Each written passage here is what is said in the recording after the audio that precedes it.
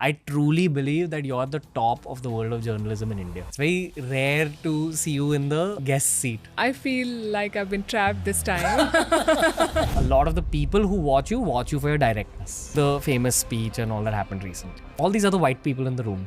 Did they come up and diss you after? Before and after. It was not a nice feeling. It was borderline hostile. And the most disheartening part of it was that the people maligning India are your fellow Indians. You are negatively affecting the soft power of your own motherland when you diss India on a global stage. When you block highways in India, then it's supposed to be a protest for a righteous cause.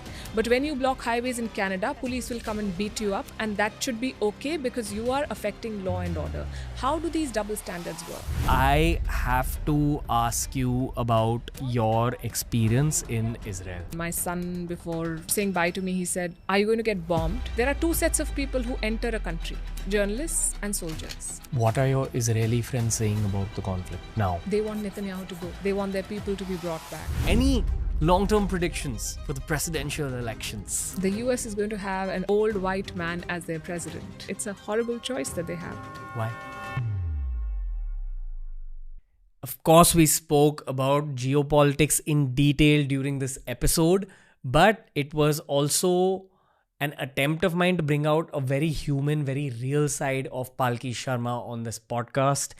I believe that you'll get to know her much more deeply than you do already, even if you watch her every day on the internet, sharing all that knowledge, sharing all that data, sharing all those extremely powerful opinions on the world of geopolitics. She's the managing editor at First Post, but today you're going to see a very real, very human side of the iconic Palki Sharma on TRS.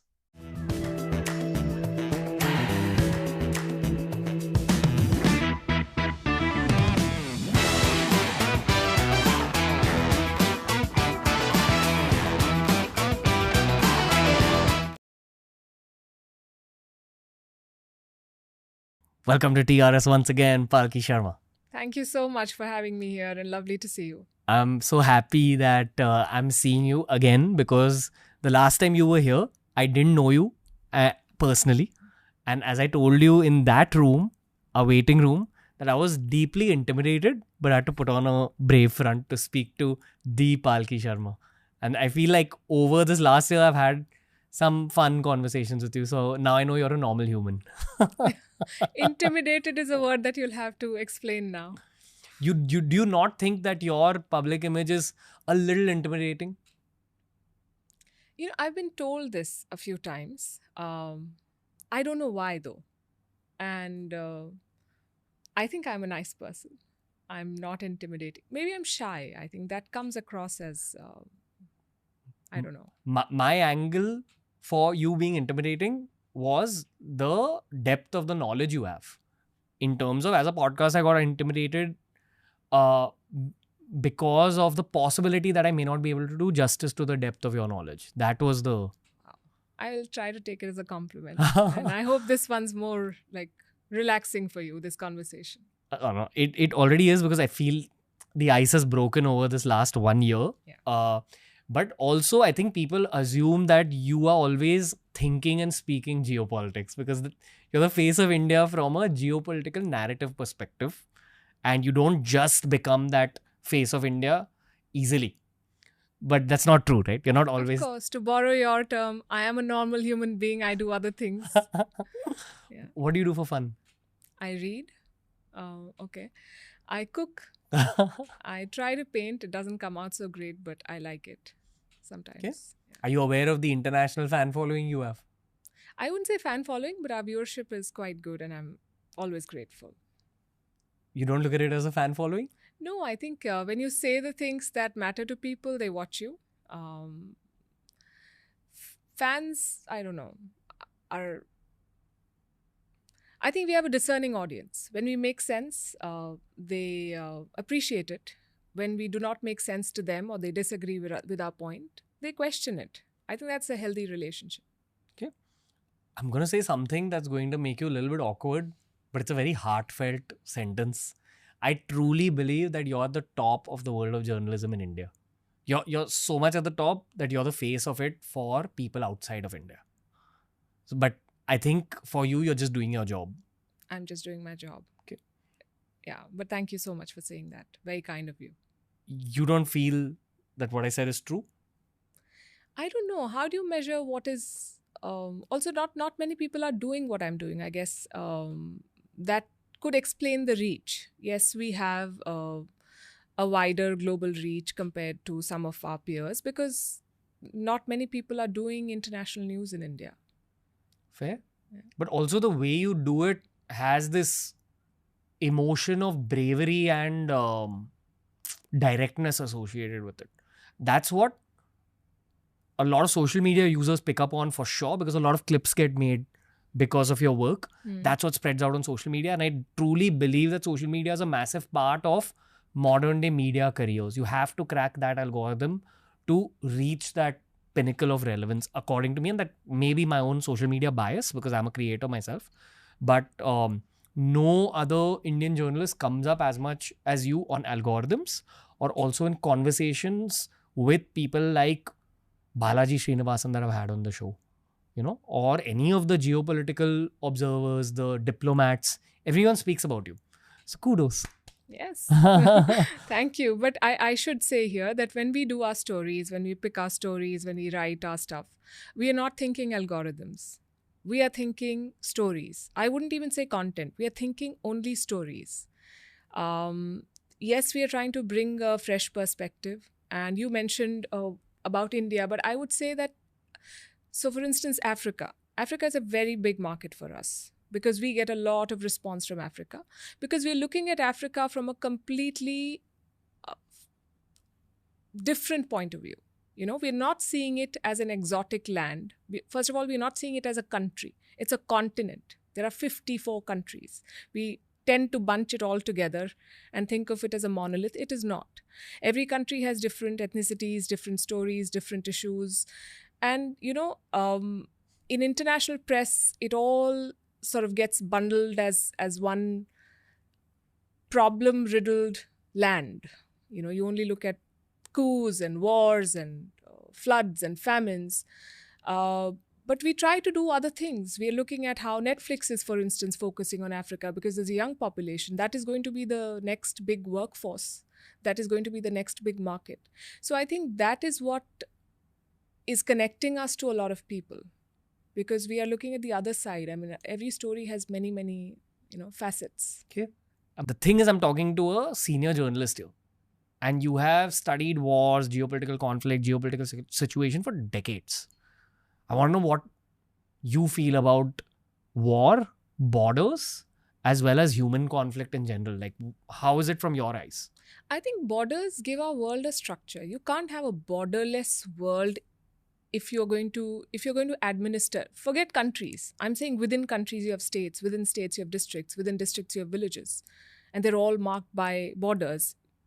The rules are different, but for the ease of administration, you need structures in place so that you can assign duties to specific individuals who can take care of their role. Wars happen because of political ambitions of people who are in power, or when one side thinks that they've been wronged and they fight back. Wars happen because of many reasons. I'm not sure borders per se trigger wars. I think, for instance, in the case of our northern neighbor, China, their refusal to accept borders, their refusal to even respect what the other side is bringing to the table, is what is leading to a clash or a conflict. Right? So I think borders, though, we've made the borders. Okay. But we have to respect them. And in life also, not just in geopolitics. Maybe it's a bit of an artsy opinion that I had. And I felt like reading Sapiens changed my viewpoint on the world. Because in truth, from a very human lens, we're still hunter-gatherers in our head. And you've read Sapiens? Read Sapiens. Did it have any effect on you? It was a good book. Did it change how you look at journalism at all? You can say no. I read it very long back. I'm not sure. And I read so much. I think everything that I read informs my opinion and shapes my perspective. I'm not sure I would be able to pinpoint what Sapiens did for me. For me, it was a book that really shifted how I looked at the world, because my job is to talk to a lot of people. And they say that if you want to talk to a lot of people, you truly only have to speak to one person on a very deep level. And then that message can be broadcasted. It's a trick for public speaking as well. Which is why, personally, for me, Sapiens was very important. The question I have for you is, what are those like 3 or 4 books that you've read in your life that actually shifted the direction of the railway tracks in terms of how you look at the world or how you look at your own job or life? It's very hard for somebody who's reading all the time, and I've been reading for as long as I can remember, to say pick 3 or 4 books. That's why you're the right person to answer. I think one of the books that has profoundly impacted my understanding of life is the Mahabharata. It's magical. It has a very complex plot. And there are stories within stories, and there are characters with many layers, and there's no perfect right or wrong. There's so much going on there, and every time you go back to and you reading a part of it or a story from it, you take out a little more from that story. So that is one. Is there a version of it that you'd recommend to people, especially international viewers who've not heard of it? They should read the Mahabharata. We read Shakespeare. The Mahabharata by who? Do you have a book in mind? No. Sorry. Okay. I'd recommend the Amar Chitra Katha comic books to get the story, and then to get the essence, Amiga Nathra's book on the Mahabharata. But anyway, moving on. Next. Okay. One of the authors that I read. So I'll tell you about my reading phases. And then Sure. Go for it. In middle school, I was reading a lot of classical literature, Thomas Hardy, Jane Austen, and the, Hardy Boys and stuff that you grow up reading, Then there was a time when I was reading a lot of Ayn Rand, and I thought it was groundbreaking, some of that stuff on capitalism and, Atlas Shrugged and The Fountainhead, fantastic books. Then I started reading nonfiction, and when I started, I felt that the world is so big that I pick up one thread and I lose another. And because I'm not, in school, I did not study history, or in college. But as I delved into books, I realized that I'm really enjoying what is it that is driving our world and how people are taking lessons from history. And so I started reading, say, about Europe or about West Asia, or, all sorts of books on geopolitics and history. There was a phase when I read a lot of Murakami, who remains one of my favorite writers as well. Gone with the Wind, I thought I read it so long ago. So the thing is that I'm now reading with my children, and I'm discovering things that I may not have noticed then. Like, we just read The Hitchhiker's Guide to the Galaxy, and it was good fun, all 3 of us reading together. So I'm not sure I can pick one book or 4 books that may have changed my perspective on anything. But I think everything that I've read has gone into shaping my worldview. Creating the Palki Sharma. You make it sound like it's something. It is something, ma'am. The thing is, that's your humor. You are making me awkward. You said you. Sorry about that, but I gotta do it today. Oh, okay. It's very rare to see you in the guest seat, right? How do you feel sitting in the guest seat? I feel like I've been trapped this time, but well done. Okay. I'm liking this a lot more than our last conversation already. I'm glad. The vibe is different. Yeah. You said something interesting while you were talking about the books. You said that you understood what really drives our world forward, right? You said something along those lines just now. What really drives our world forward? Is it the human need for growth? Is it human ego? Is it the need for power and money? Or is it something else? I would like to believe it's the pursuit of power and happiness that we chase, either power or happiness, or what we think is going to make us happy. Some people think that it's money. Some people think that it's land. Some people think that it's more power. Some of us are just happy having a 2-bedroom flat and a basic car, and some of us want a lot more than that. And that is what drives the world: ambition, desire. Sometimes it makes us do things which are not right. But I guess most people are law-abiding, and that is what keeps the balance in our world. So I would like to have a more positive opinion on this. Do you have a positive opinion on where the geopolitical situation of the world is currently? So we have wars, obviously. We have 2 big wars happening and more than 30 other conflicts that nobody talks about because, there are 8 million people displaced in Sudan. It's nobody's baby, so no one is bothered. But there's a lot of billions of dollars of aid for Israel and Ukraine. I guess that's also politics. So yes, but we are clearly in a phase where it is a multipolar world. It is not just the US, it is not just Russia, it's not just China. And I think more and more countries have figured out that they can stand up for themselves. And they don't necessarily have to do what the big powers are telling them to. That is one thing.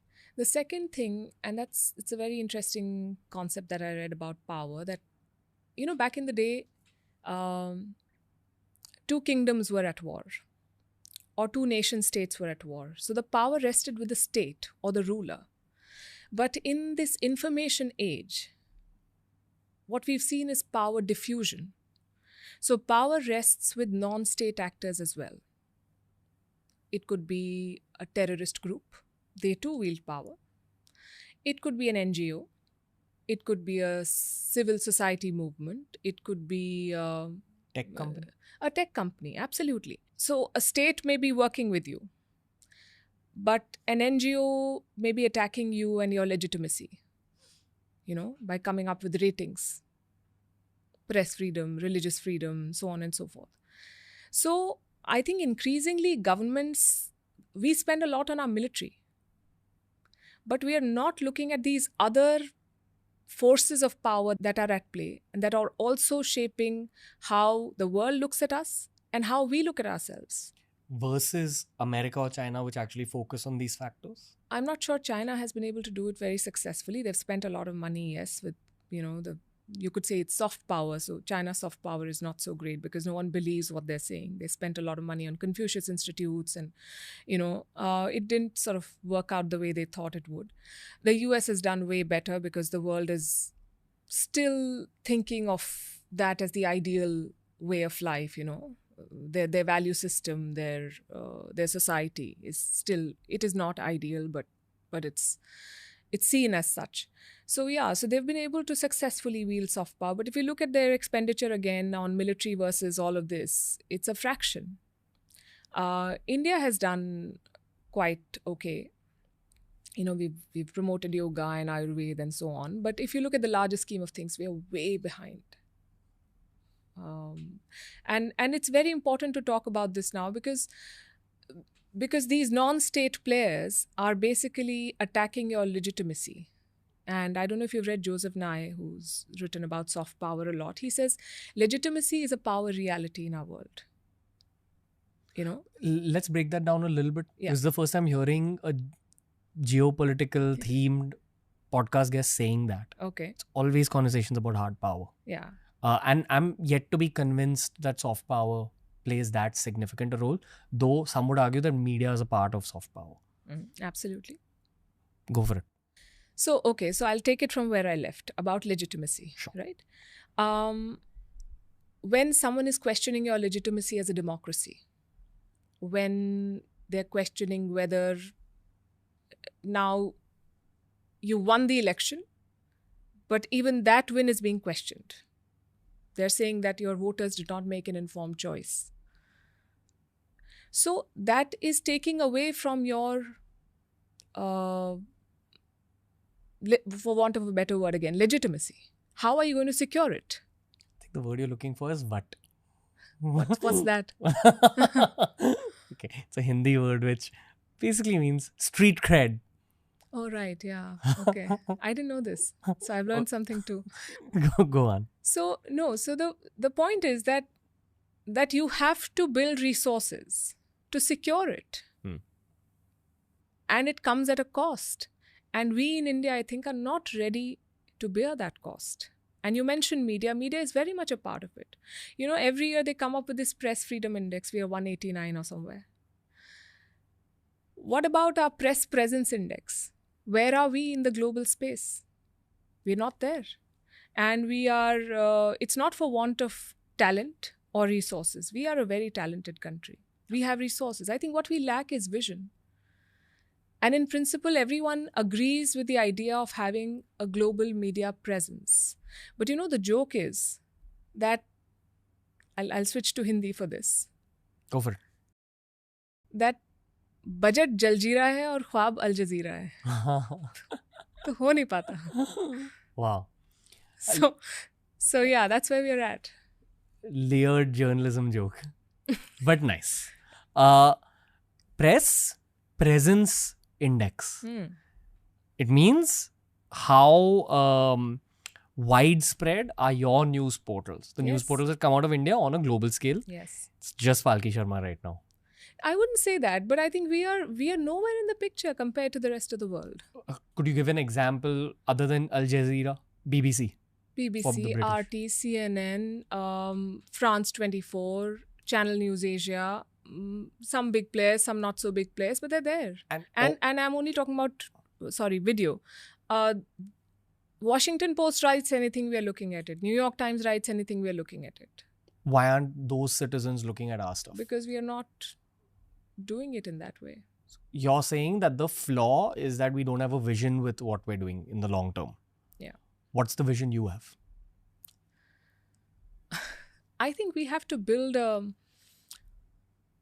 credible and impactful global media presence. We have to build that voice. You said that you think that military power is important, and so I'll give you an example from recent history. So in 2008, Russia invaded or attacked Georgia, took away 2 provinces, and declared that they're independent states now. The world did not recognize them. And Russia kept saying that we've done the same that the West did with Kosovo, which also did not have UN backing, but that was seen as a legitimate move. When Russia goes into Ukraine, it is called the Russian invasion. When the US goes into Iraq, it is called a global war on terrorism. How does that work? Because the American media has worked over time to tell the world that this is for the global good. Right? That is what soft power, that is what media presence gives a country. If you don't have it, your intentions will be questioned and your reach will always be limited. And let me add here, when we talk about wars, in today's information age, battlefields are not actually fields anymore. They're here in the mind, right? There's a battle of ideas. Donald Rumsfeld famously, I think it was him or someone else who said that and he said this for the US, which is doing so much already, that in the global battle of ideas, we are sitting on the sidelines. I think that's also true for India. Media narratives shape up human viewpoints. That is a conclusive statement for what you said. Media narratives play a role in how we perceive the world. Yes. But the truth is what's happening in the ground and what's happening in each individual human's head. And there's no way you'll be able to find out the second. You'll never know exactly what's happening in every single human's head in the world. You don't have to know. Isn't that what soft power? No, soft power. So soft power is attraction. Hard power is might. So your economy, even your technology, military, you can use it as a coercive force. But you don't have to force anyone to watch Hollywood movies or Bollywood movies for that matter. That is your pull. That is your attraction. How sexy you are, soft power, as a country. I wouldn't use the word, but yeah. It's basically how sexy is your country on a global scale and your culture. Like Korea, South Korea. Yeah, K-pop, they've spent so much money on K-pop. Is South Korea a good example of a country where soft power significantly outweighs hard power? I don't know about, you don't have to it has to be, so I'll tell you one more thing. Soft power plus hard power is said to be smart power. And countries should aim for smart power. You can't have one without the other. So you have to have a mix of that. That is one. And second, Bollywood is our soft power. But are you being able to convert that power into some favorable outcome? A better perception of India in an international viewer's head. Yeah. Okay. So Bollywood is presenting us as a fun-loving, singing, dancing society. But what is the conversion? So Hollywood is making endless movies about the Iraq war or the Afghanistan war and showing how their troops are so courageous and how when aliens attack the world, then it's the American forces that go and fight them. They're building a narrative, constantly building a narrative. Are we being able to build a narrative? And I'm not saying narrative has to be lies. It has to be rooted in some truth. Obviously, people will not buy lies. But it has to shape the world's opinion of you and your opinion of yourself. Both are equally important. Because of what? Like why should it shape? Why should the world have a good opinion of you? What does it lead to? It leads to a lot of things. So if you say that India is a country which is not safe, too much red tapeism, very hard to do business, how will an investor look at India? Because big decisions are made by human beings at the end of the day. And who have a perception, and perception matters. Gotcha. So where you are actually wrong, you should fix that problem.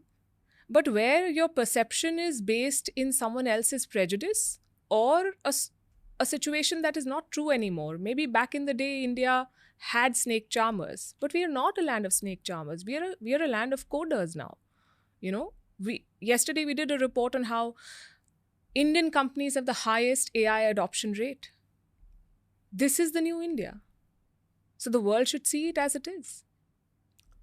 I sense that changing, or maybe that's just an optimistic viewpoint. Again, this could totally be a bias, and please correct me if you disagree. I truly believe that individual content creators, and I count you one on many levels as well, okay, because you've cracked the social media algorithms, are going to become the new media companies. And it's just not a belief that I hold alone. A lot of the people I end up meeting at business conferences and all also believe this. In fact, that thought entered my head through my interactions with the world. Now, as my career moves forward, as long as I stay out of trouble, I think I have more influence, or my voice has a larger stage. So what I truly want to tell the world as a human being is coming out. And I'd argue that maybe you're also doing the same, because your fame levels on an international scale are also increasing very steadily and very quickly, according to me. So you're getting a larger stage. You're reaching out to more international consumers. You're actually leading the charge from the front. The same, all this that we spoke about. You're changing the perception of India. This is becoming a Palki Sharma celebration podcast. Fantastic. I'm liking it. So there are, okay, you've touched on so many things. Individuals obviously matter, that individuals are central to what we do. In storytelling, in content creation, whatever you call it. Sure. It's about people, from people to people. Okay? And there are, I might forget, so there are two parts to this. Why individuals matter. Let me first address that. Someone spoke about the paradox of plenty. There's an explosion of content in our world today. There is so much going around. So when information or content is plentiful, what becomes scarce is attention. Right? People are overwhelmed with what they see. So they don't know what to focus on. So they will turn to cue givers, people who give them a cue. It could be editors, it could be influencers, it could be thought leaders who are basically telling them, this is important, focus on this, and the rest is clutter or background noise. And these are people who've built credibility. So if you have credibility, people will come to you to listen to your point of view and to focus on things that you say are important. That is why individuals have that attraction, right? That is one part. The second part, will they be media companies? How can individuals scale it? Individuals with a vision and with potential should ideally create institutions that outlast them, that imbibe their ethos, their ideas, their vision, and that is translated into their teams. So ideally, we should have 10 more of you and many more people doing what I'm doing, because we are not here forever. And that is what all of us should aim for. In my content creation journey, I've known this and I've tried doing this, but it doesn't work as effectively as one face and one voice and one, for lack of a better word, icon putting out his or her opinions. In the modern day, I feel people listen a lot more to human beings because of a trust factor than institutions. And I say this while I agree with you that something should outlast. I think when we have different people, we'll all find our tribe, right? I have a lot of very, very bright colleagues who are doing their own thing. And I've spent many years doing what I'm doing. So I found an audience that connects with me. And I'm of a very firm belief. And when we look at numbers, and sometimes they're not as good and sometimes they are good, you have to look at the big picture, and you have to keep doing the thing that you believe in. What you're doing today, had you done it, say, in 2010, I don't know if you would have found takers. This is an idea whose time has come now, and it has clicked. So, and this idea will not always be relevant. People evolve, content evolves. So I think it's important to create institutions. It may not appear successful now, but someone has to be at it for a product to be ready, say 5 years down the line. When do your ratings fall? I can't visualize that reality. When we talk about women's issues. Really? Yes. And they fall all the time. And it's one of my pet peeves. I mean, it distresses me no end. Because men mostly follow geopolitics? Is that the reason? Not just geopolitics. And that is again the sad part. And through your very wide audience, I want to ask this question to everyone who's watching us. Please help me understand, what are women watching? Typically, and this is not limited to India, somewhere in the range of 80% of the news audience is male. What? Yes. And that is unfortunate. So we are trying to do stories, and we are constantly debating. So we are trying to do pay parity. We are talking about abortion, not because, we started off because I feel very strongly about these things, and I think they should be done. But then I also ask myself that, wouldn't women be interested in investment and wars and politics and elections? Because it impacts their lives too. Would they only be interested in stories about domestic violence and pay parity and so on? Ideally, they should be interested in. So, yeah, that's a problem. But so the men don't like it. And the women, I'm not sure they're watching it. But we are doing the stories because we think we should do the stories. So yesterday, after a lot of debate again, we did something on how Nepal is prioritizing mental health of new mothers. Nobody likes stories like these. Viewership drops. We can see it in the live. But we do it because we do it. One for the dinner table, one for the soul. One for the soul, yeah. Yeah. What do women watch?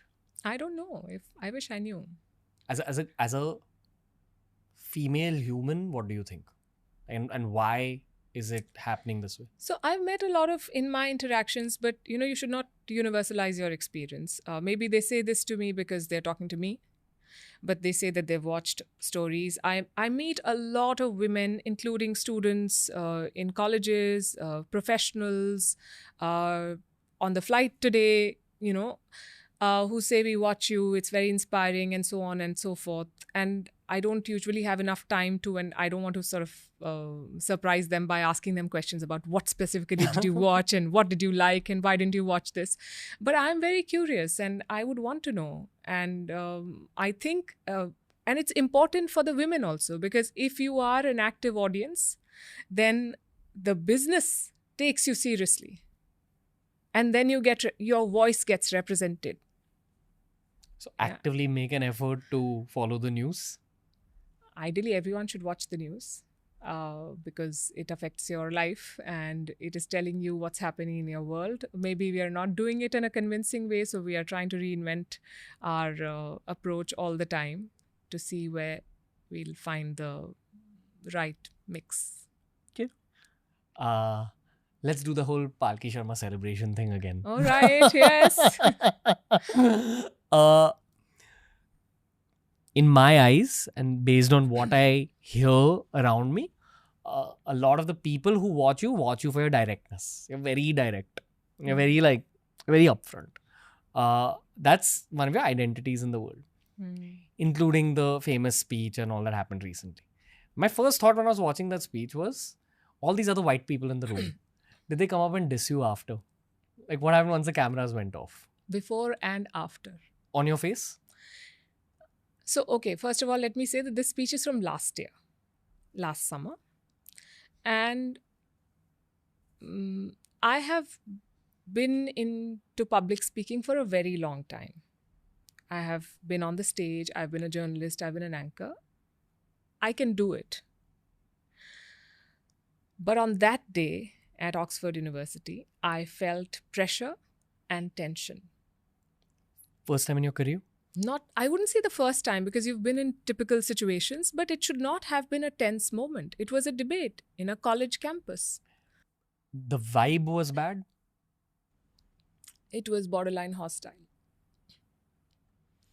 And it was not a nice feeling, because I felt that the audience had very strong, preconceived notions about India. And when people against the motion exaggerated India's problems or made completely baseless remarks, some of them actually said that I'm speaking here, you should listen to all the speeches. I'm speaking here at a risk. And my family is worried that when I land in India, I will be arrested for saying what I'm saying. It's been a year. Who's been arrested? And when they said these things, there were claps and cheers. And then here I am giving data and facts on India's progress, and there is pin drop silence. And the most disheartening part of it was that the people maligning India are your fellow Indians who are standing. You don't have to agree with everything that's happening in your country. Within a family, you have disputes. You debate, you disagree. But are you going to go to a foreign university and some of these people are members of parliament, they are associated with political parties? It's quite sad, And I figured that day that, by the way, we lost the debate. But if you have to win a debate there in such a setting, or if you have to find people who will cheer you, you will have to take an anti-India line. You will have to say bad things about your country. If anyone is extremely pro-Modi or extremely anti-Modi, I always look at that situation with a bit of social media algorithms at play. Yeah, and in settings like these, you're basically told that if you're not saying something anti, I wouldn't even say Modi, your country, then you're not a true journalist. To be a true journalist, you have to diss India.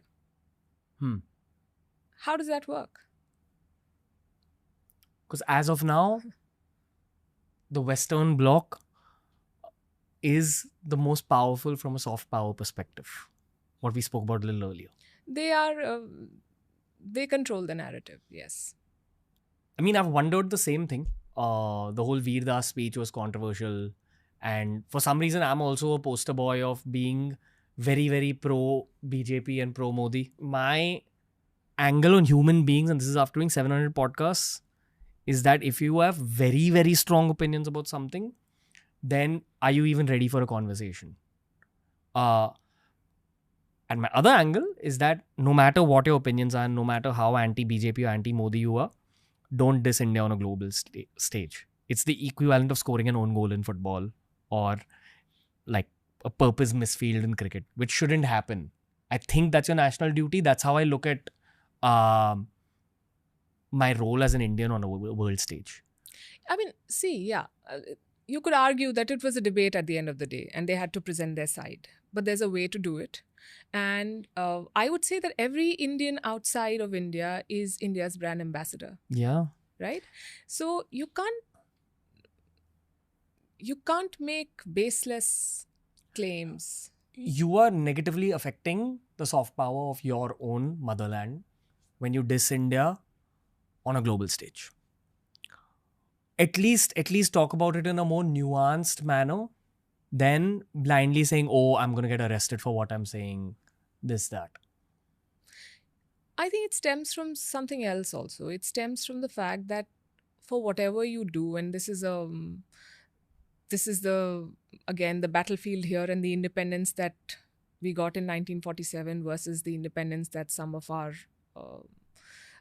fellow citizens are still seeking mentally from colonial powers. You still need validation for your systems from the West. You still need them to say that, yes, this is right and this is wrong. This is a perfect democracy. This is not a perfect democracy. This is freedom of speech and this is not freedom of speech.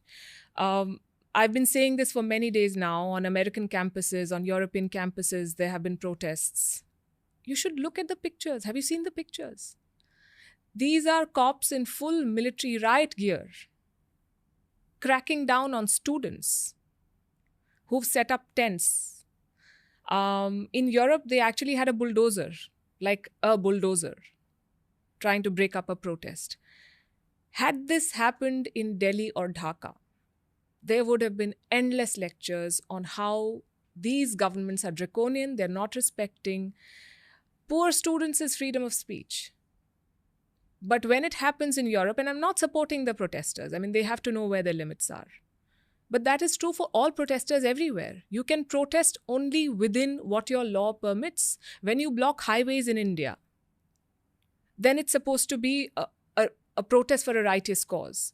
But when you block highways in Canada, police will come and beat you up, and that should be okay because you are affecting law and order. How do these double standards work? Because the West is telling us what is right and what is wrong, and some people here believe that that is the way it should be. That is what I'm challenging. I have to ask you about your experience in Israel from a very human perspective. Because I remember when we were trying to schedule this particular episode, we got to know that you're in Israel. And my first thought was, wow, that's insanely brave. Can you take us through like your human perspective from the time you got there till like time you left? Everything you saw step by step. So I'll start from when the attack happened. It was a Saturday. Yeah. Right? And I remember distinctly, we just had lunch and I settled with my book. And then, what we do, every time we start something, we look at our phone. Ek baar dekh lete hain kya ho raha hai. And I saw it was trending. And then I saw the videos. And I thought they're fake because how is this even possible? Then I called office and I was told that yes, something like this has happened. So I said, let's call the team. We should track it and we should do Vantage tonight. And the thing about being in a newsroom when news is developing is that it's a very different atmosphere because information is pouring in from all sides and people are typing and saying something and you're constantly updated no matter what you're doing. And it's a very charged environment. And the more we learned, the more disbelief I remember feeling that how is it possible? Because Israel is a country I've been to in the past and I've seen a much happier side of Israel. And so around 4 o'clock, I think I called the embassy. And I said that how can I get there?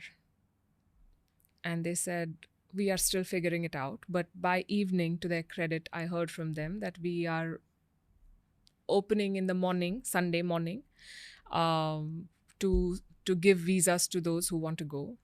And when we landed there at 8 a.m. on Sunday, we saw so many people from the Indian press. And the same evening, we were on a flight, and I remember talking to my children, and my daughter was very upset. And my son, before saying bye to me, he said, "Are you going to get bombed?" So I said, "No." So he said, "Are you 100% sure?" I said, "Yes." He said, "Then go, have fun." But I think that's his way of trying to not sound too serious, but also tell me that. But yeah, anyway. So we land there, and that's the thing I noticed on the flight, that while everyone else is leaving the country, and I've seen it in more than one war, there are two sets of people who enter a country: journalists and soldiers. Everyone else is leaving. The difference is that soldiers are trained and equipped, and we are just chasing stories. And at the airport, we heard the first siren. The Ben Gurion airport had come under, they faced some sort of fire, and we all were made to run into a shelter. And that's a very, very hard entry into a war zone. And there were three of us, and it was quite shocking, obviously. Was there any fear inside you when you were on your way there? No. You're just sure of doing your job? Yeah. I was very sure that I have to go and do this. And I think more than that, I was very sure in Israel's ability to make sure that this will end quickly. That, I don't know. Maybe because I have a lot of friends there. That's the side of Israel that I'd seen. It hasn't turned out that way, and it's become very, very chaotic and unfortunate now. But I remember, we're having breakfast in the morning, and then you hear a thud and something has fallen, and you're trying to go into the areas where the attacks happened and the Hamas guys came in, and it was not, you're through a friend, we were trying to meet somebody whose sister was taken hostage, and they said, "You can come, we'll talk to you." And while we're on our way, they call us and say, "No, actually, we're not in a position to talk." Because it's a tough, it's just happened like a day before. So you saw a lot of raw human emotion. And at that time, you're not really processing. I remember one of the shows we did was from a part of Jerusalem which has more Arabs. And you would see a lot of, if you see the international frames, you'll see the Al-Aqsa Mosque in the background. And it's a very nice TV-friendly frame, but that area is a little tense. And we saw a lot of young men who were offering their prayers and then standing and listening to what is being said. By everyone. And we had a much smaller crew. Obviously, just me and two other people. And I think it was there or somewhere, we did a story on how Hamas should be declared a terrorist group and so on. And it was, our driver got very worked up, and they said that you have to wrap and leave because you don't know. It was very volatile. And at that point, you're just thinking from one story to the next and getting your show done. And then there was a day when, you had this alert system where you knew when missiles are falling, and it went red. And people said that the Hezbollah has entered. It turned out to be a false alert, and there was some glitch in the alarm system.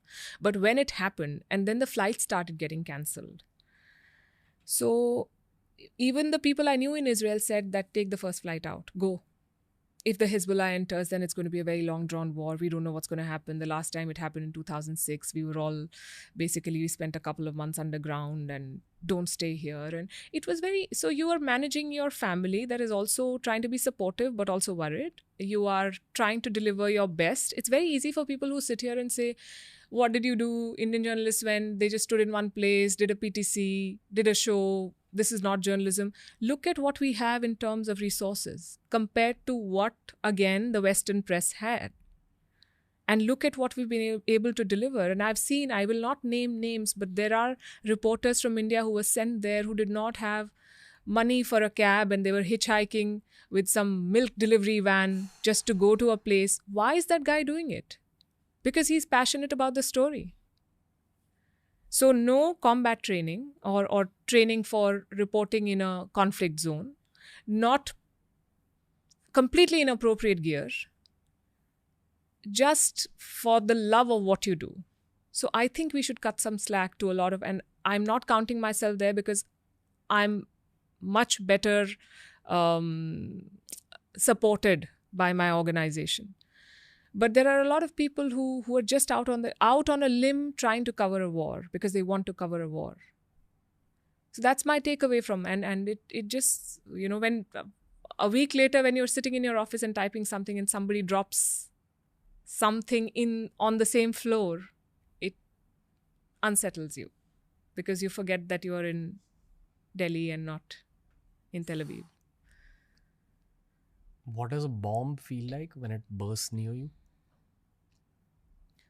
I've not seen an explosion, but I've seen missiles. Their systems are very strong.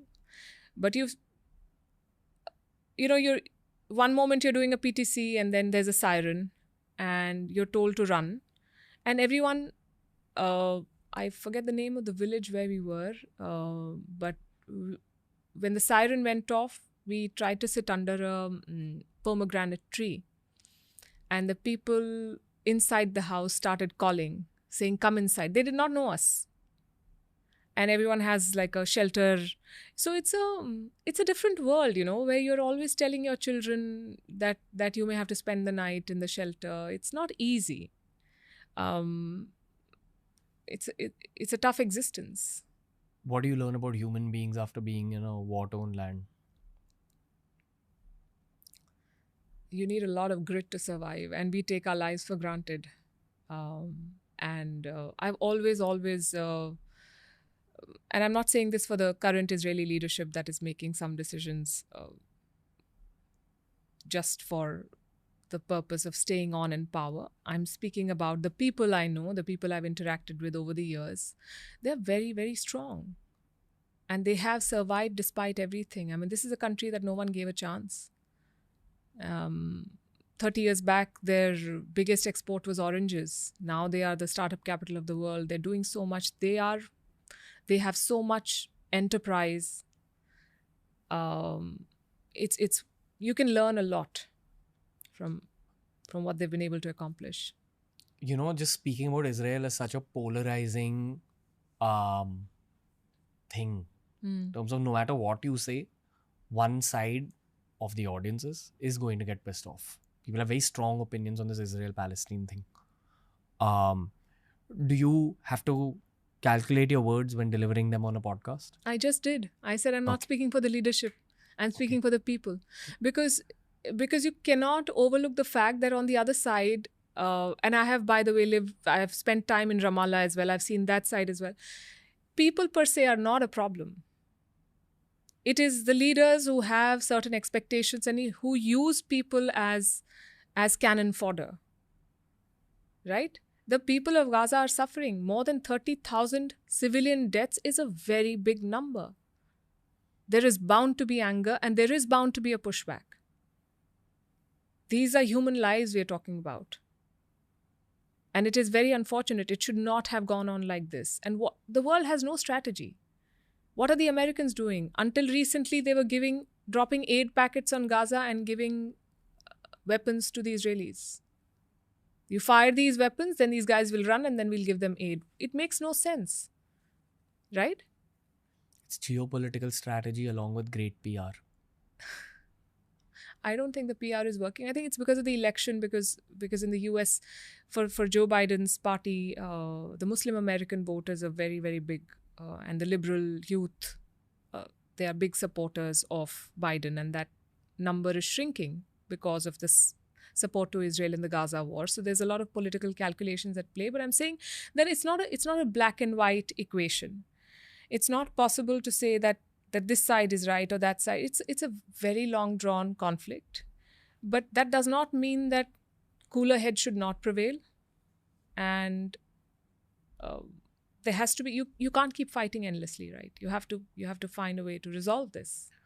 You spoke about the taxi driver who got upset with you, Mhm. and the guys who were standing around you in Jerusalem who were gauging what you were saying on the news.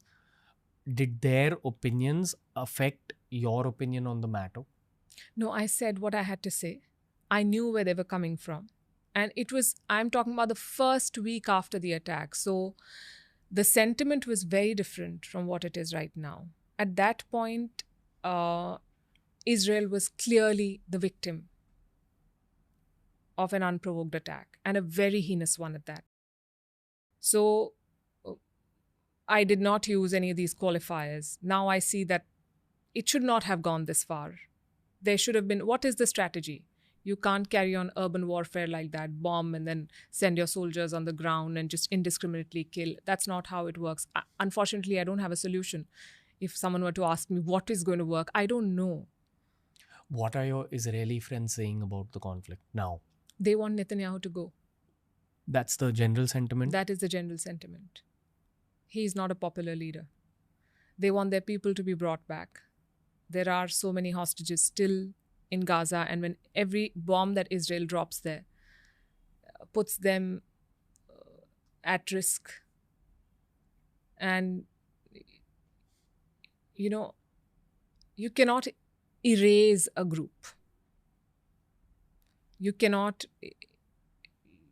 These are people we're talking about, So you have to find a way to engage. And it's not going to be easy, but where do you draw the line? And what is your...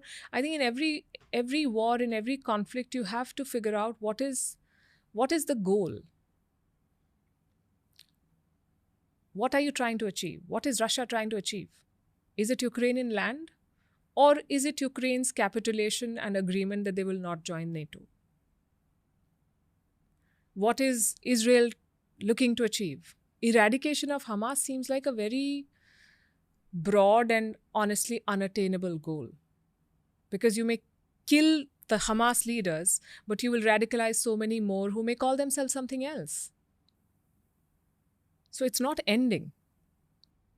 All people in Palestine or the Palestinian territory should not be punished for the horror that Hamas perpetrated.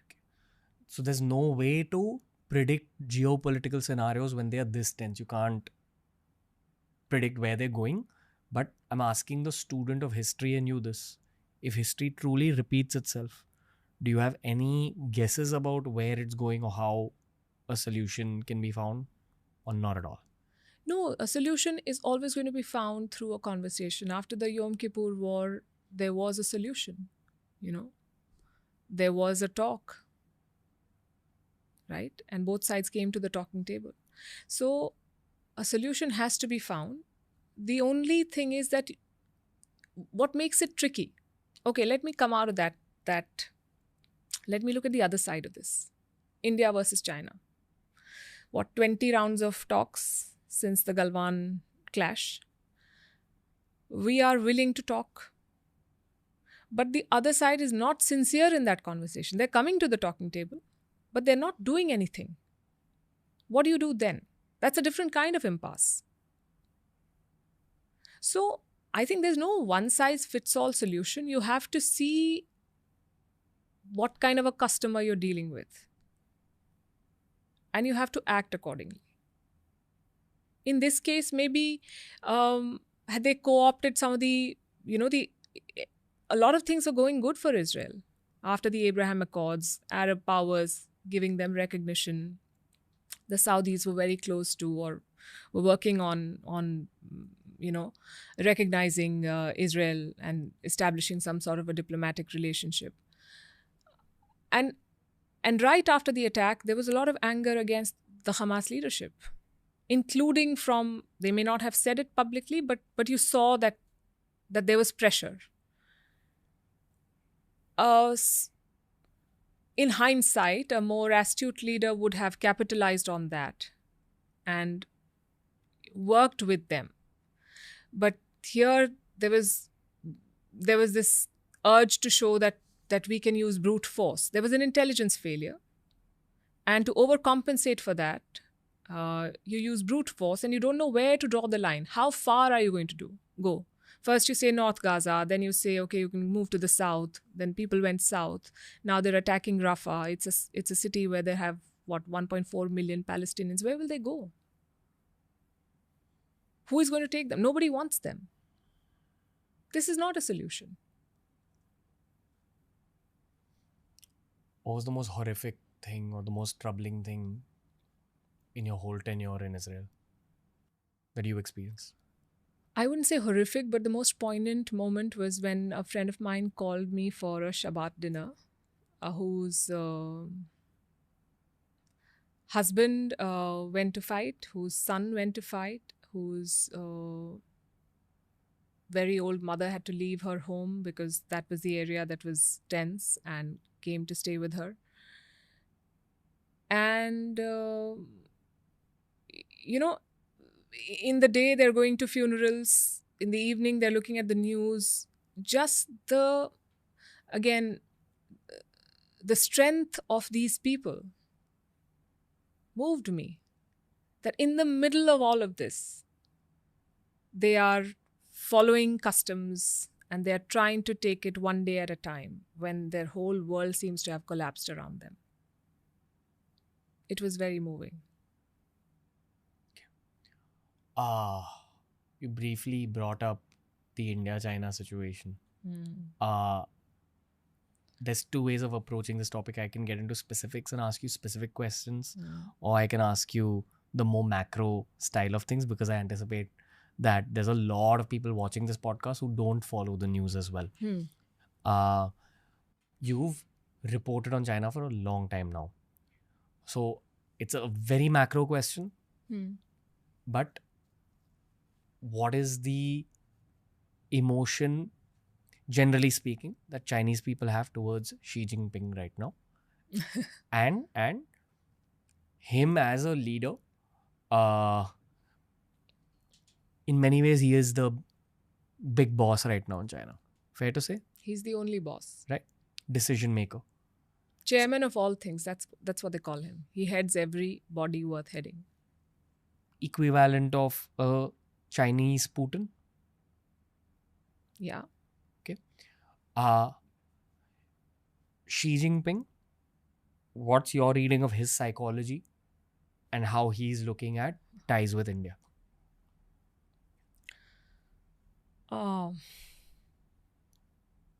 Okay, so I don't know how much of Chinese history you've read. One of the biggest fears of the Communist Party in the last century was to not go the way Soviet Russia did. Communist regime that imploded, right? So they decided, Mao did whatever he did, the Cultural Revolution and the crazy experiments that he did, which made the Chinese miserable, but nobody could question it. Then came, I'm talking about broad, Deng Xiaoping. And he gave the slogan, hide your strength and bide your time. Do your work, basically. Don't upset the apple cart. Just focus on what you have at hand and work on the economy. And China saw a lot of progress in that period. Then in the first 10 years of this century, the Chinese say it was a lost decade. They could not do as much as they wanted to. So this is the China that we've seen, and the Chinese kept telling the world that we are going to have a peaceful rise. We will not upset anyone. Then comes Xi Jinping, who starts a crackdown on corruption and puts millions of people in jail or out of work in the name of fighting graft, including top people in the military. And that crackdown still goes on. You know, they call it the tigers and flies. So he says that he will go after the big players, the tigers, and he will swat the flies, the smaller local level corrupt guys. But the Chinese regime and this is not limited to Xi Jinping, has always been worried about people demanding their political rights. So it is not a very commonly known fact that China's expenditure on internal security is more than their expenditure on external security or military forces. That is how much money they are scared of protests. That is why the firewall, that is why the tight curbs on what information goes to people. In the age of the internet, it's not easy to always stop everything. The tight curbs on psychology. Yeah. So that is one challenge for him. The second challenge is the debt bubble. Local governments grew because they took a lot of debt. That debt became unsustainable. The property market, that bubble has burst. Some very big players have gone under. Evergrande, Country Garden, others, they've struggled. There are people who put their life savings into homes, did not get the homes. The money is nowhere to be found. The builder is gone bust. There is a lot of anger there. Then the banks cannot take any more loans. China's debt is unsustainable. So is America's, but this is a more peculiar case. So one reading is that, and while all of this is happening and there's a lot of internal chaos, this guy goes around poking everyone. Philippines, Vietnam, India, US, Japan, Australia, picking fights with everyone, left, right, and center. They have a lot of money. They have the biggest navy in the world. They have a big military infrastructure, but it's an untested military. Nobody knows. Just having weapons does not ensure victory. The US saw it in Vietnam. The US saw it in Afghanistan. You could say those were different conflicts, but I'm saying that's not enough. What are you going to do? Then he wants to take Taiwan. So I think one reading is that, and I also subscribe to that thought, that he overplayed his hand, tried to do everything too soon. China isn't there yet, and the pandemic did not help him at all. So they tried to do their own soft power thing and hard power. They tried to mix it with this BRI. They gave loans to a lot of countries. But those loans became debt traps. So those countries are regretting. So basically, you've spent money, you've built a force, but nobody likes you. Your own people don't like you, and your neighbors don't like you, and the rest of the world doesn't trust you. It's not an ideal situation to be in. Having said that, there is no credible or significant challenge to his power in today's China right now. And so? And so we'll have to wait and see what happens. The only people who are capable of making predictions are the people who study situations day in and day out. I'm not making predictions. I'm just giving you my reading of the situation. Things can... Ma'am, you're in pole position to give the readings. Thank you. And you insist on calling me ma'am, so we'll let that slide. It's either bro or ma'am, so you choose. I like bro. Okay, moving on. The one topic that we don't get to hear about a lot from a geopolitical perspective in India is Britain post the Brexit. Like, that's not something that reaches the geopolitical news consumer in India a lot. And I say that because of our research team which brought this up. Okay. What is your opinion on where Britain is going in the near future and the Brexit in general? Also with a little bit of context. So Brexit is when they exited the European system, and it hasn't really worked. It was quite chaotic. Does it matter for India at all? You could say, because now Britain is looking to build trade partnerships with others. We've had this free trade agreement discussion going on for a very long time. Last year, Rishi Sunak was expected to seal it and come and watch an India-England match in Delhi, but it didn't work out. So I think both sides are holding their ground. So you could say yes, but it's not done well for Britain. I mean, they have suffered and their economy is struggling. And they're looking at an election. And the current Conservative Party or the Tories as they're called, have been in power for upwards of 13 years, I think, 13 or 14 years. And there is very strong anti-incumbency now. They should have an election by January 2025. That's the deadline. But they're most likely going to have it earlier. And they've just had local body elections in which some of the old bastions of the Conservative Party went to the opposition. So they are in a bad shape. So Brexit, yes, has only added to the chaos. They're talking about immigration. They have this Rwanda plan. I don't know if you've followed that. So basically, the government said that we will pay Rwanda an X sum of money to take asylum seekers away. So if you end up in the UK as an illegal immigrant / asylum seeker, they don't want you. They are going to put you on a plane, send you to Rwanda, and they're going to give the Rwandan government some money to figure out what to do with you / rehabilitate you / give you a new life. Now, someone who's, say, leaving Afghanistan or Syria does not want to go to Rwanda. This has raised questions on whether it's right in terms of human rights and so on, and does it violate or run afoul of any international conventions. It got stuck in courts, but as things stand, I think they're going to have the first flight off to Rwanda in a couple of months from now. So it's in a flux. Their health system is not being able to meet the requirements of the society. NHS is very, very, getting a doctor's appointment is very hard in the UK. It takes, and I know from personal experience, I know somebody who told me they were in Manchester and they wanted an ambulance and it took more than 24 hours to come. So that tells you that how broken the system is. So at this point, they very much need markets like India, and they want to have.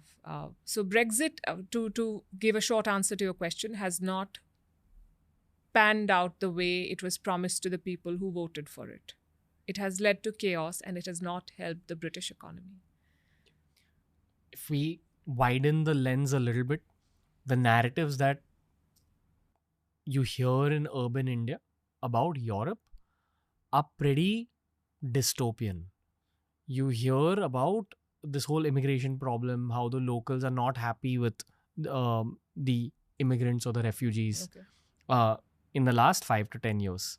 How true is that? What's your viewpoint? What's the general future of Europe? Is it actually kind of the death of this long-term empire? Because that's one of the narratives. Or is that just a cool thing to say for the non-European world? So it's not an empire anymore. It is definitely a richer society. They have better institutions because they spent centuries looting the rest of the world. And so if there is good infrastructure, it is thanks to our money, right? You want to see an old Indian artifact, you will have to go to the British Museum of Loot, pay money, and watch your own heritage, right? But okay, let's just say that what is gone is gone. So they are better endowed than us in terms of resources. Immigration is a complex subject, on a human level. If someone is running away from war, we would want to help them. But is your taxpayer ready to pay for, because these are also societies where you get a lot of benefits. If you don't have a job, you get money, you get handouts from the government, you get housing, and so on. And where is that money coming from? The taxpayer's pocket, right? So if you add people who are not actively contributing to your society or your economy, but just adding to the burden, then at some point the taxpayer is going to get up and say, what's going on here? That is one thing. The second is the cultural makeup. These are not multi-ethnic. Some of them are not. They're used to seeing white people. You can't say that for London anymore. But so So you're seeing pockets in Europe where you don't see white Europeans, and that unsettles some of them. They call it xenophobia, which it is. But for instance, in France, I think close to 10% of the population is Muslim. A lot of these people came from Algeria when France used to be the colonizer, and there was this war, and these people fought on the French side, so they had to come. Now you have second, third generation of those people. They've not been able to completely integrate in the French society, so they feel alienated. Hostility. They don't feel that they're part of the system. I was in France last year where my Arab cab driver said that we don't speak to the white people. They don't talk to us. So yeah, maybe so I'm saying that there are many layers to it, right? There are people who came as legit immigrants, but their children have not been assimilated into the society as they should have been. Then there are people who are running away from wars that the West may have contributed to. If Afghanistan is in a bad shape, it's because you guys came and dropped what you call the mother of all bombs and did not think twice. So where are those people going to go? When the Ukrainians come to Europe, you welcome them because they look like you, blue-eyed, golden-haired. But when Arabs come, then you are not so sure. That's one side of it. And all of these are realities. You can't say one is correct and one is not. So there is the economic angle to it. There is social and cultural angle to it. And then there is a third dimension. Germany, which used to be the growth engine of Europe, is now sluggish. It's going to stagnate. They use a term called donerflation. They have these doner kebabs, and the price has gone up. And the opposition is saying that we should give I think $4 million euro subsidy so that kebabs can be subsidized because it's a German way of life and so on and so forth. Basically, there is inflation, there is not enough growth, and it's an aging society. So going forward, they will not have enough workers. So unless they take people in from outside, they will not be able to keep the growth engine going. Ideally, they would like to take in people who add value and do not add to the burden. But that's not a choice that you can always make. And somewhere you'll have to make up for all your historical, Italy is doing a deal with Tunisia, like appointing them as a bodyguard. You don't let anybody from Africa come into Italy. So they're just throwing money at the problem. UK is giving money to Rwanda, Italy is giving it to Tunisia. That's not working out as they would like it to work out. So people are still getting on board, boats risking their lives, boats capsize, people die, just in the hope of finding a life in Europe. That is a very sad reality. You'll have to look at all of it together to get a sensible picture of what's happening vis-a-vis immigration. Wasn't there a phase in history where, I think this is pre-Crusades, I actually don't know when, because I've not studied medieval European history, but Europe was majority Muslim at one point, or parts of it? Parts of it. Spain was, I think, right? There is a theory I've read where they say that it's becoming an extension of Arabia again. I think that's xenophobic trope. I have no biases here. No, I mean, what do you mean by it becoming an extension of Arabia? Yeah. Europe has benefited from the riches of the rest of the world. And now Europe will have to accommodate the rest of the world. That is what it boils down to. I mean, look at Iran, for instance. They had oil reserves. There was a time when, 5 odd big oil companies, all of them based in the West, had control over all the majority of the known reserves. And they tried to divide everything that was there amongst themselves, took all the money, plundered these lands. Now they can't turn around and say that everything that's happening there is your problem, not ours. Have you been to Iran?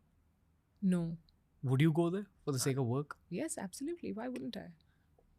Iran has suddenly become geopolitically very significant in the last 2-3 years. They've always been geopolitically significant. but they're in the news a lot more in the last 2-3 years, including this recent the Israel-Iran missile strike.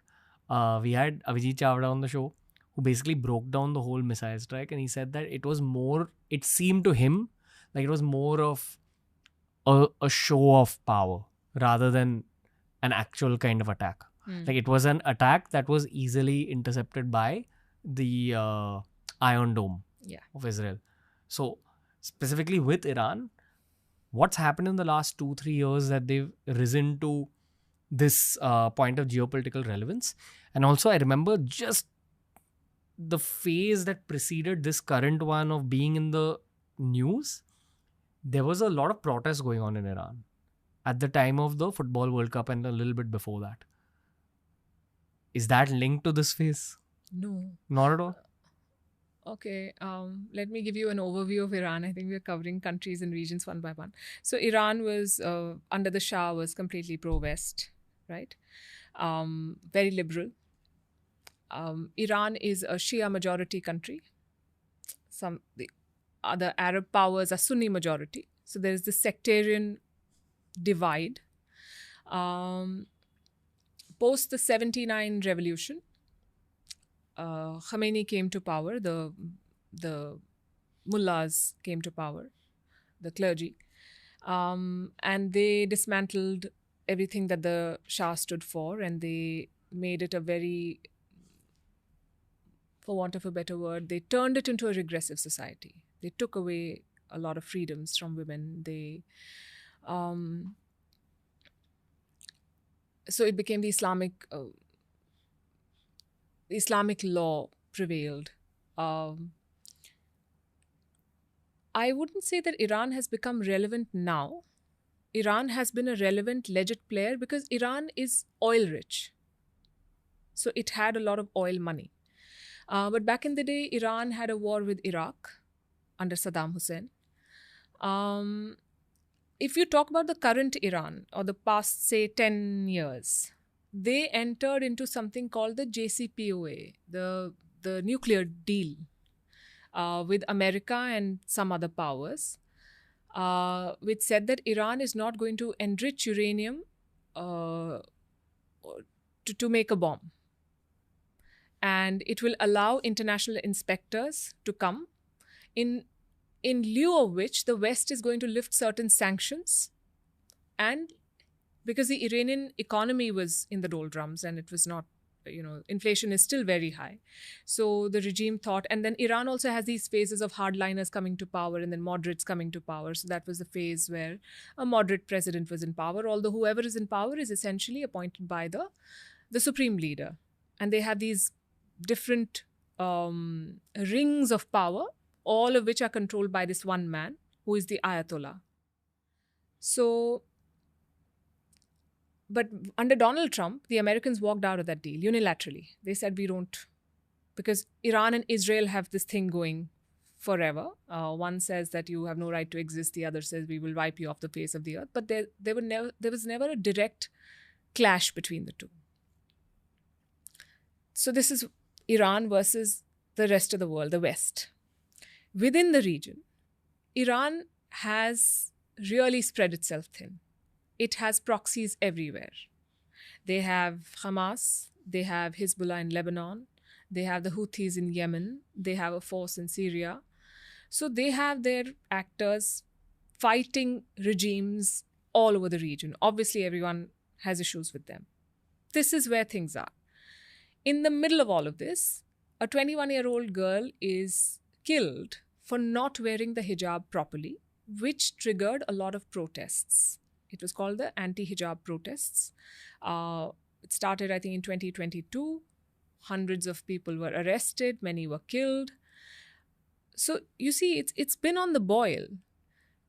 Iran and Saudi Arabia have their own enmity. Saudi sees itself as a leader of the Muslim world, Sunni kingdom, home to the two biggest pilgrimage sites for Islam, Mecca and Medina. So I think a lot has been happening there. And to the point where the strike with Israel, it was a performative strike, where you wanted to tell your people that we've struck them, but you did not want any damage to be caused because you do not want the reprisal from the other side. Okay, very complex. And kind of simple at the same time. Okay. I can't believe I'm asking you this next question, okay? But it's a topic that's been brought up on the show a lot, and I have no opinion on the topic, but I'd love to know Palki Sharma's opinion on the topic. Do you believe in the Illuminati? Oh, no. No. No, in short. The extended version of that question is, do you believe that there is a core set of people from traditionally very, very, very rich families that are actually the decision makers from a power perspective or from a geopolitical movement perspective? Do you think it's run by a few rich people? Yes and no. There are people who benefit. Obviously, if you come from an influential / rich family, then you will get you will hit the ground running. You will get some sort of support. You will have an advantage over others. We call it nepotism in Bollywood. We see it in dynasty politics, in politics, and so on and so forth, and even in business, right? Having said that, I think we have enough and more examples of people who are completely self-made. And that is the beauty of our world at this moment, where if you really have an idea and the conviction to see it through to its conclusion, then you will make it big. You know, at the start of the episode, we spoke about those conflicts that are not reported upon. Like we speak about the Israel conflict and the Ukraine conflict, but there's also other things happening in the world. Yeah. There's ammunition being used everywhere. Where is that ammunition made from a majority perspective? Because the traditional narrative is that it's all American, or a lot of it is American. Is that true? So the American military-industrial complex is very strong, and all of these wars help them. But the fact is that most of the world cannot afford those weapons. There are many players in the defense market. You should look at the CIPRI report that comes out every year that talks about the biggest defense buyers and suppliers. America, of course, is a very, very big player. They don't just sell weapons, they also give weapons to a lot of partners, like Taiwan. Like Israel has been getting military aid from the US for as long as I can remember. So that is one thing. Africa, the Russians have a very big presence. The Wagner Group is very big in Africa. The Chinese are trying to make inroads. India is trying to give, to sell. We've done a deal with the Philippines on BrahMos. We have other players. We have some African partners as well who are buying, because Armenia, I think, has not Azerbaijan. Armenia has bought some weapons from us. So Indian weapons are effective and also cost effective. You have drones coming out of Iran, the Shahid drones. You have drones coming out of Turkey, the Bayraktar 2. There are a lot of players in this market, and increasingly, you can use a $200 drone to beat a big machine. So it's a it's not a level playing field anymore. So yes, a lot of weapons are being used, but they're coming from all sorts of places. Okay. It's not a level playing field anymore simply because of drone warfare being a reality.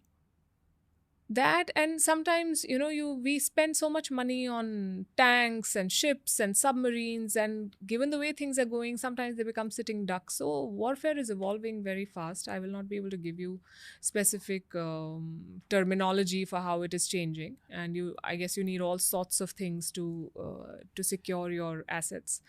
But I remember reading somewhere that these America and France and Russia and China, they're top dogs in this game, but smaller dogs also bite. Wow. So how are you going to secure yourself from those? And those bites will also hurt. Who benefits financially off of wars? The weapons makers. That's it? No, that's not it. We did a story on, again, I come back to Gaza. There are 7 checkpoints or exit points out of the Gaza Strip. One is Rafah, which opens into Egypt. And ever since the war began, there were people who were facilitating the entry of Gazans into Egypt for a fee. And then reports say that it was streamlined and one Egyptian company was asked to do all of it, whose owner happens to be close to the Egyptian president. The government of Egypt has denied it, but enough and more reports say that this company is making millions of dollars a day getting people out of Gaza. I think $5,000 for an adult and $2,500 or $800 for a child is the fee to come out of the Gaza Strip. They are making money off a war. When aid trucks go into Gaza, there are Palestinian groups that say, we will offer you security and support, but we want a share of the aid. And that share is taken and sold in the black market. So war has its own economy that evolves. It's not just the weapons makers.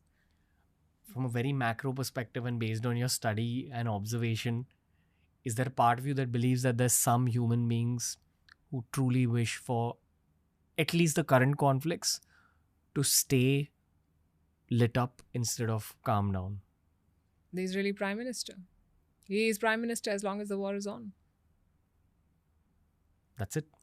No, that's not it. I'm sure there are others. There are people who...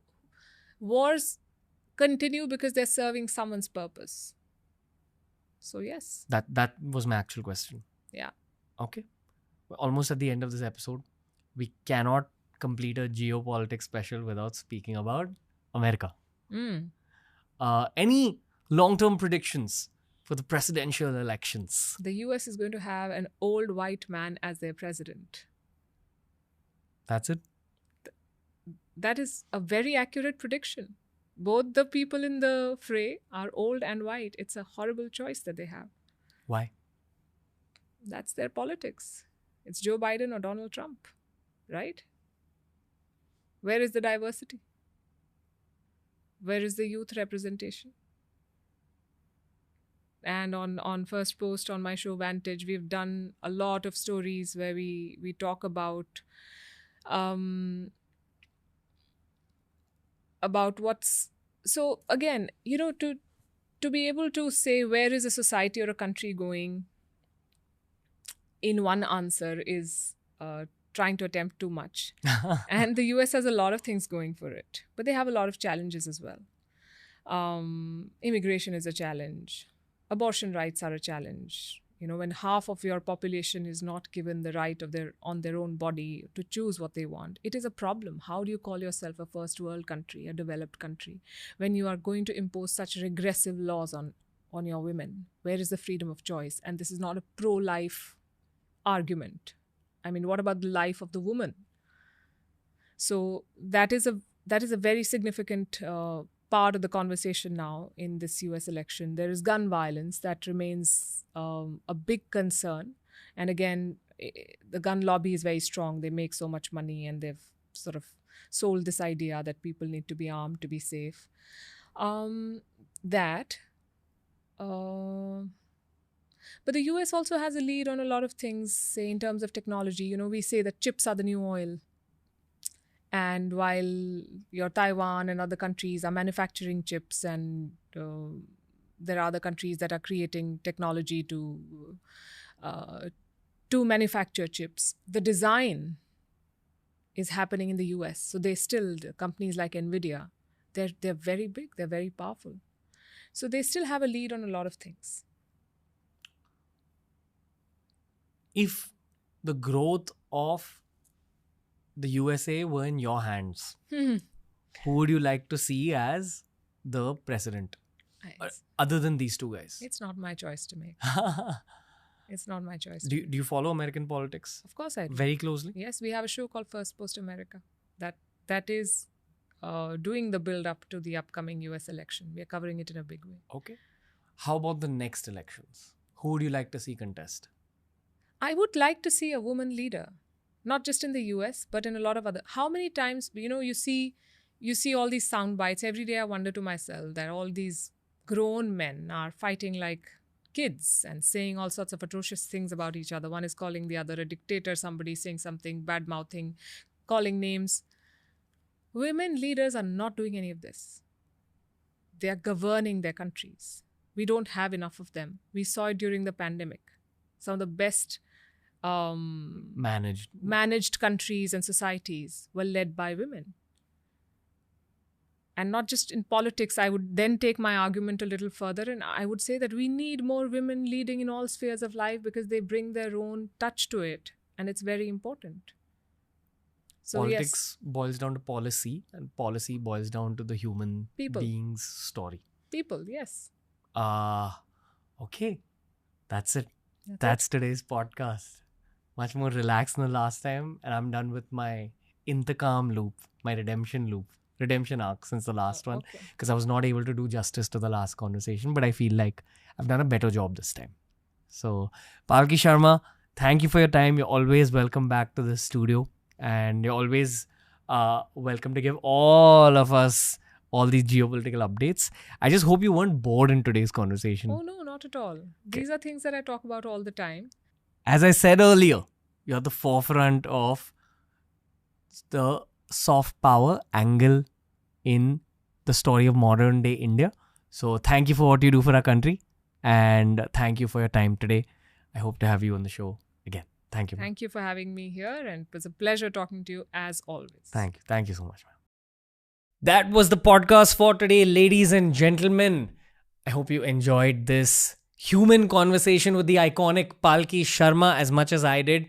If you're someone who's new to the channel, make sure you go and check out the rest of our podcast library. There's a lot of evergreen podcasts. And as for this particular one, I truly hope that Palki Sharma will be returning to the Ranveer show very soon, because there's always a lot happening in the modern geopolitical climate of the world. There's always a lot happening in terms of India's soft power. Palki Sharma is going to be back on TRS, but until then, do check out the rest of this 5-year-old library. Lots of love. We'll see you very soon.